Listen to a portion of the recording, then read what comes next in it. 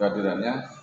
Di sini kita akan ada kegiatan yaitu namanya bimbingan konseling, tapi kita lebih condong kepada konseling kelompok. Kalau kemarin bimbingan konseling berarti terpusat pada salah satu pihak. Kalau sekarang konseling kelompok itu, kalau saya mengartikan hampir mirip dengan konseling sebaya. Jadi nanti yang patut dipikirkan adalah bagaimana cara memecahkan masalah teman. Tapi tolong asas kerahasiaan itu tetap dijaga. Jadi setelah keluar dari sini bukan langsung ngomong, ternyata kita masalah gini, bukan. Jadi saya yakin dan percaya pada kalian bahwa kerahasiaan dari ruangan ini itu adalah milik kita yang ada di ruangan ini. Mungkin sebelum kita mulai, silakan diperkenalkan dulu namanya dan kelasnya juga. Monggo Mas, mulai.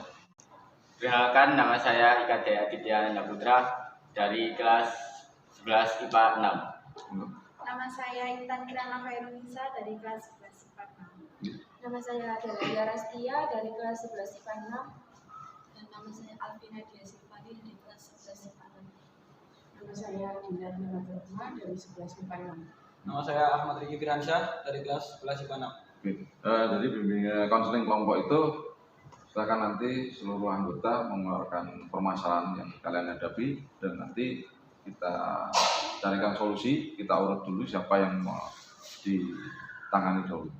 Jadi kalau memang mana yang lebih penting, kalau kalian anggap lebih penting, kalau punyanya kadek, seandainya lebih penting berarti yang Mas kadek yang kita selesaikan dulu, atau mungkin coba Intan, ya mungkin dari permasalahan Intan yang diselesaikan dulu ya Intan. Monggo dimulai Mas kadek, masalahnya apa? Masalah saya itu ketika mau menggapai cita-cita itu Pak, kan saya selalu latihan fisik di rumah. Jadi ketika latihan fisik itu hanya orang-orang yang bilang kalau saya gak akan bisa menggapai cita-cita saya. Jadi Mas kadek mengatakan bahwa dia punya permasalahan, tidak percaya diri, tidak punya rasa percaya diri yang tinggi di saat latihan fisik untuk menggapai cita-citanya di TNI Polri, tapi banyak tetangga dan teman yang mencibir. Oke, lanjut, Mbak.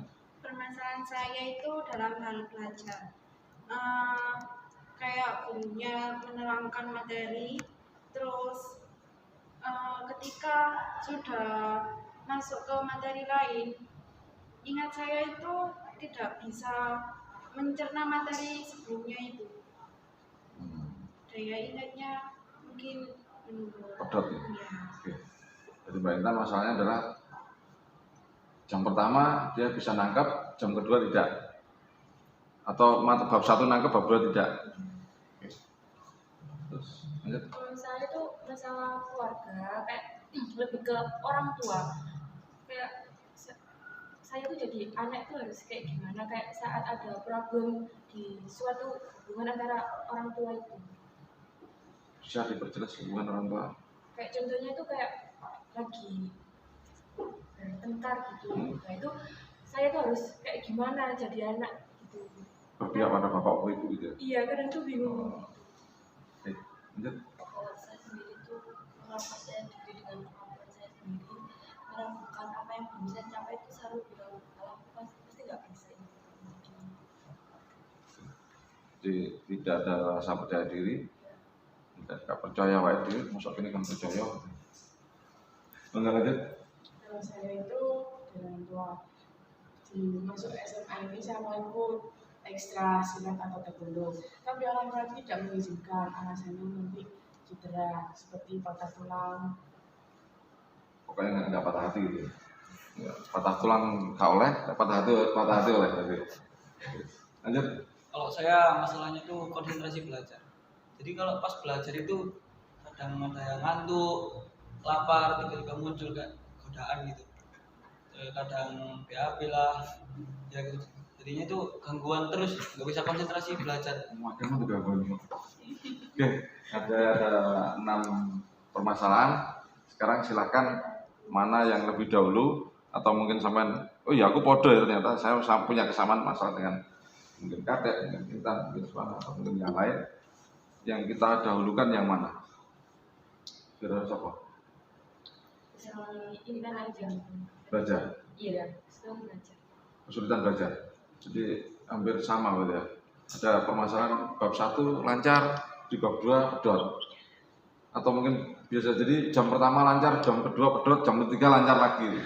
Bukan seperti itu, Kak. Kayak katanya tuh kayak kita tuh kadang tuh sulit kayak nangkep tuh kan kayak nangkep terus jam ke selanjutnya tuh udah lupa iya gitu loh.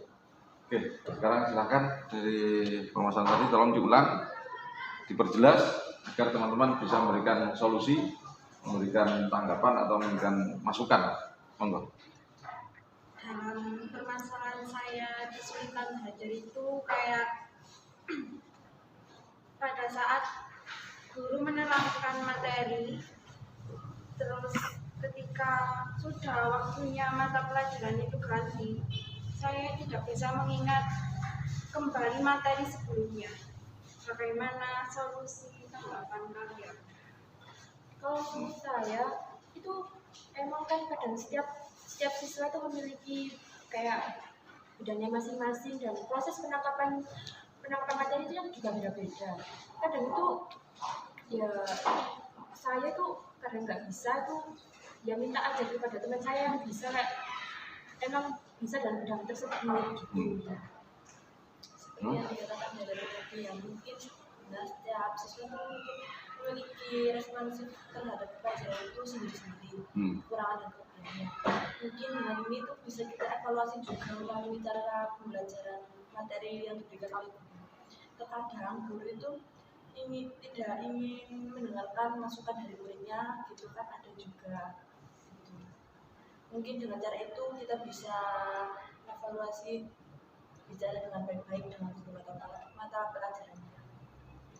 Dina, Kalau menurut saya, kalau sudah sampai di rumah, dibawa kembali, dipelajari, dipahami, dan menjawab hal-hal soal. Mungkin dengan itu bisa memahami.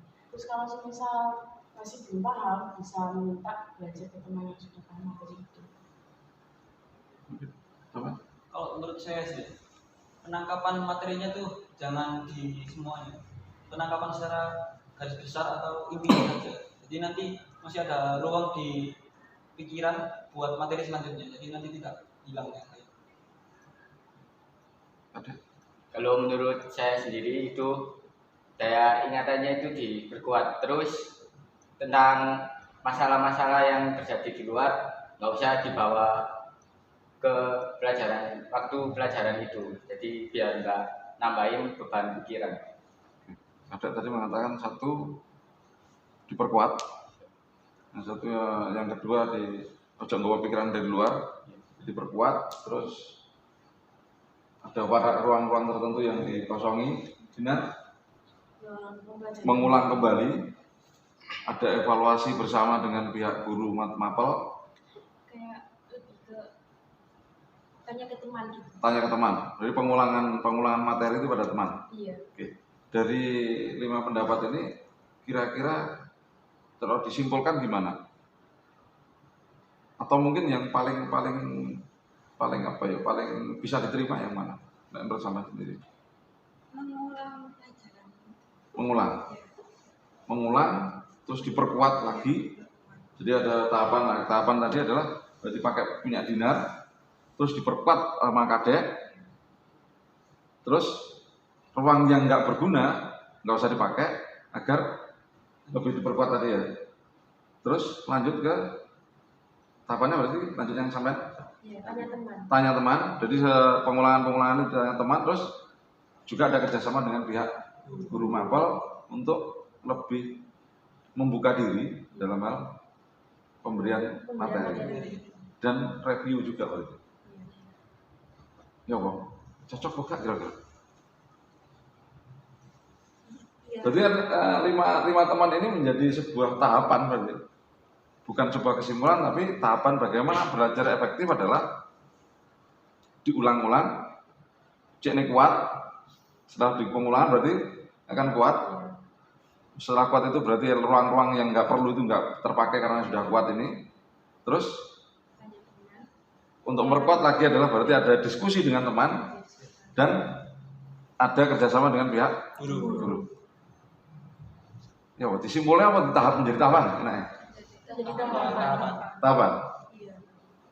Ngono. Oke.